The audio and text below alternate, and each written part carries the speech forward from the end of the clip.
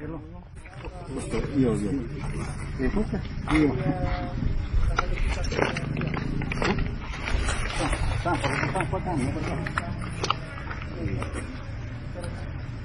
Kalau sebenarnya kan kalau dia sanitary lens itu kan baru manual sebelum ini. Ini tema baru manual. Sebentar terus. Ini ada postol ya. Langsung naik. Ya, standby kasih baru tarik. Ini langsung maju sih altik. Harta tarik sampel. Enggak dibagi langsung. Oh. Harusnya baru manual. Baru manual. Kayak kedok. Kayak sini. Bodam. Hanya langsung maju ya tiga. Harta tarik gerobak ke sampel. Ya biar enggak gelang hanya tarik. Oh, iya. Ay penuh. Kata no siap. Karena ambil semua kayak. Iya. Kayaknya kan putaran kita itu nggak sakit lah. Dari baik kami tarik. Iya. Ini lo tahun kita kan sekolah turun dan. Apa tinggal sini?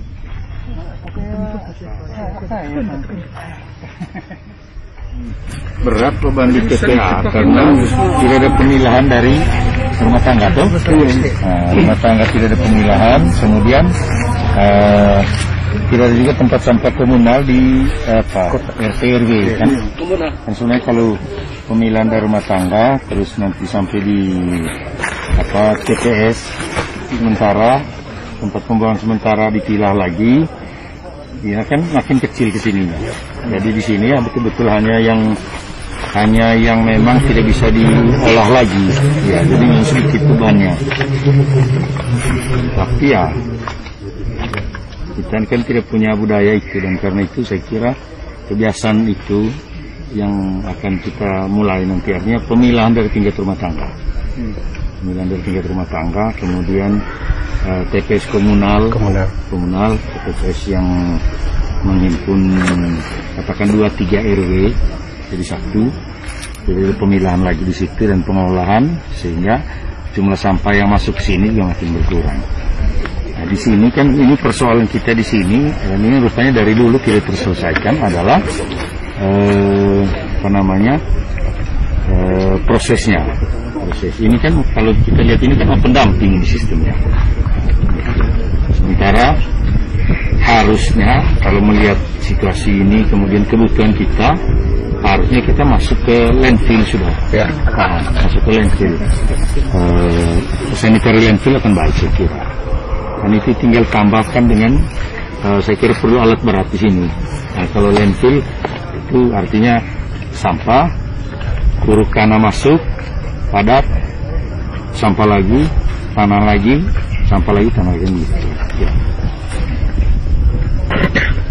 Memang sepintas kan kalau kita lihat ini satu penyakit, kedua uang terbuang percuma. Jadi bagaimana ini kan uang semuanya. Ya. Plastik, kertas, botol, uang semua. Ya.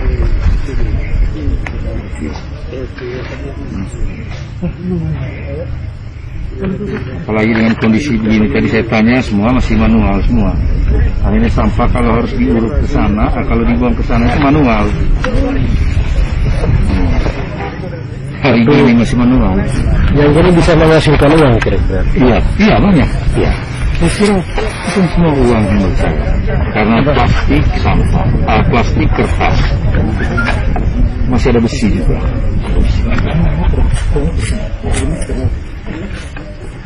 Saya kira kita fokusnya memang pertama memang lingkungan kalau di sini, karena kita lihat ini kan kebun masyarakat, tanah milik masyarakat, dan sudah banyak komplain mengenai pencemaran kondisi lingkungan di sini, dalam pengertian kemudian pencemaran udara. Ya, yang kita takut ini pencemaran air tanah. Nah, itu yang kita takut, pencemaran air tanah. 2019 awal itu Pak Heri ada KLB Muntaber. Mana? Ya, 2019 awal. Ya, kan nampak dari situ. Itu datanya di Pustu. Ya.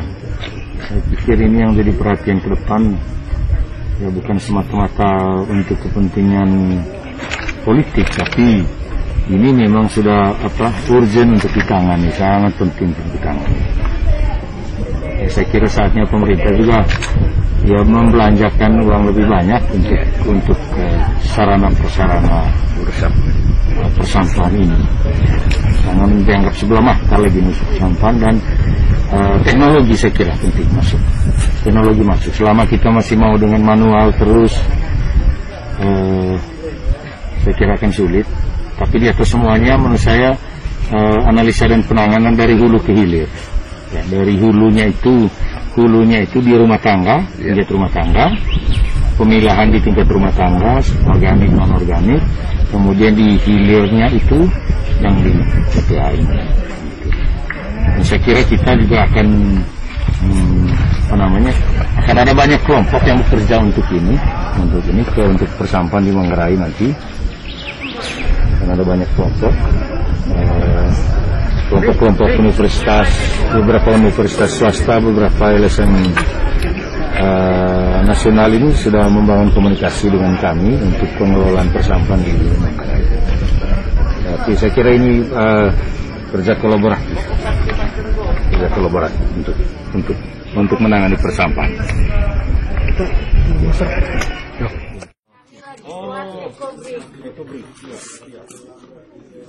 Apa itu ekobrik? Iya, sebagian besar juga ke sampah plastik. Ya. Dan dari sampah plastik kita sediakan botol untuk pengurangan sampah plastik. Plastiknya kita taruh dalam ini, menggunakan tokat ini. Ditumbuk sampai semua betul-betul padat dalam botol tersebut. Ini sebagai pengurangan sampah plastik dalam berjalan kita bergerak. Iya, lipat ke sini sampai full nanti. Ini bisa dibuat kayak karya seni begitu kan. Bisa buat kursi atau misalnya kita nanti buat bingkai itu bisa dari sini. Iya. Ini kasih padat ini. Ini salah satu tujuan untuk mengurangi penyebaran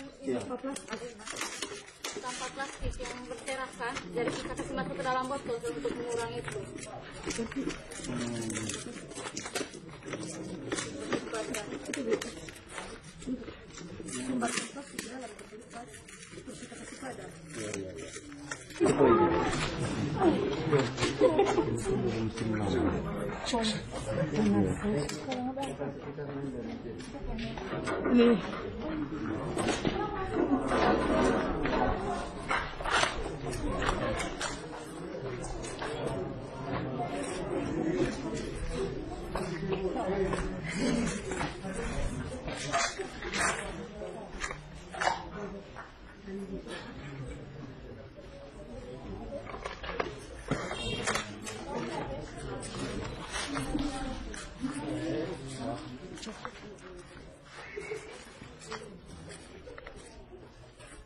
Tahun 2010 terakhir musim.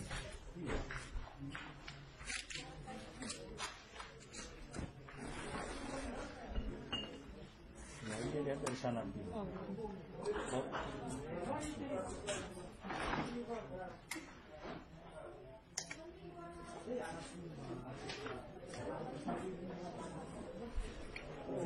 Terima kasih. Nah, kita datang ke sini juga. Kenapa bawa anak muda di sini?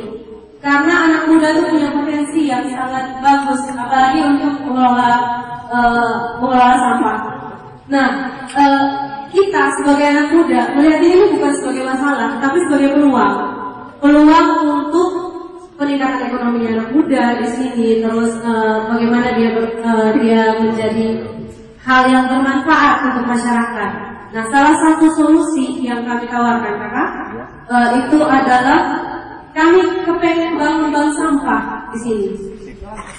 Kenapa? Karena itu bisa untuk kami punya pekerjaan juga. Kami bisa minimalisir sampah di kota, di sekitarnya kami, menjadi hal yang bermanfaat untuk kami. Jadi tidak terbuang percuma.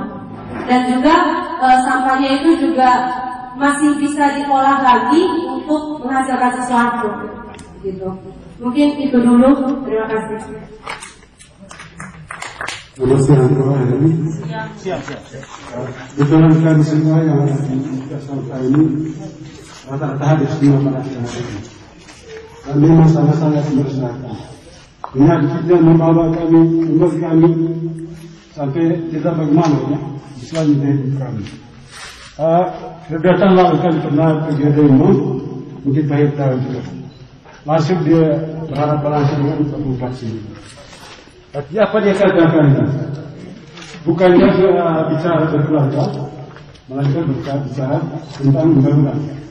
Kami masyarakat yang tidak tahu undang-undang, siapa undang-undang itu? Yang kerja lagi dia harus sampah yang ada.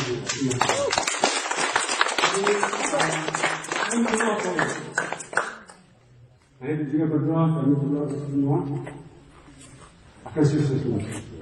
Tapi satu pertanyaan, kalau minta lebih waktu Ferry, kira-kira apa yang Ferry buat untuk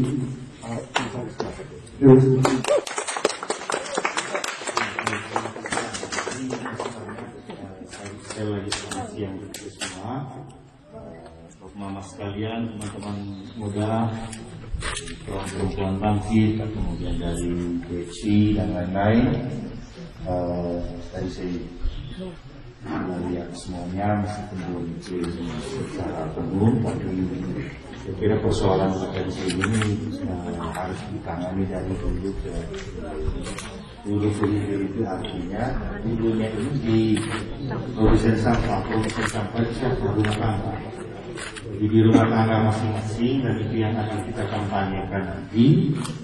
Yang kita kampanyekan adalah pemilahan sampah di tingkat rumah tangga.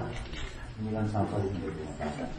Ketika terjadi pemilahan sampah di tingkat rumah tangga di masing-masing rumah, maka ada sampah yang bisa digunakan atau didaur ulang, ada sampah yang bisa digunakan kembali, misalnya kertas, plastik.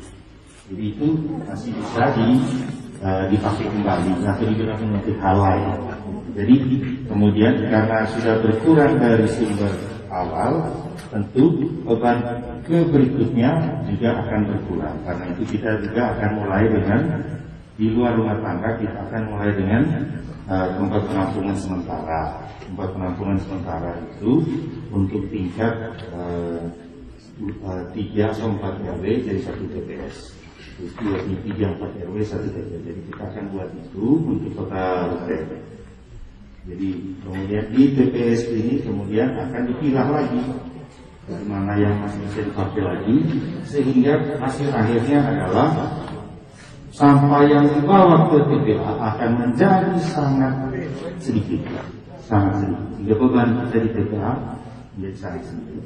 Tapi kemudian penanganan di TPA seperti apa? Jadi kalau hulunya itu di rumah tangga, hilirnya itu di TPA, hilir di TPA. Nah, di TPA ini sayangnya kita belum punya masih menangani dengan kondisi seadanya.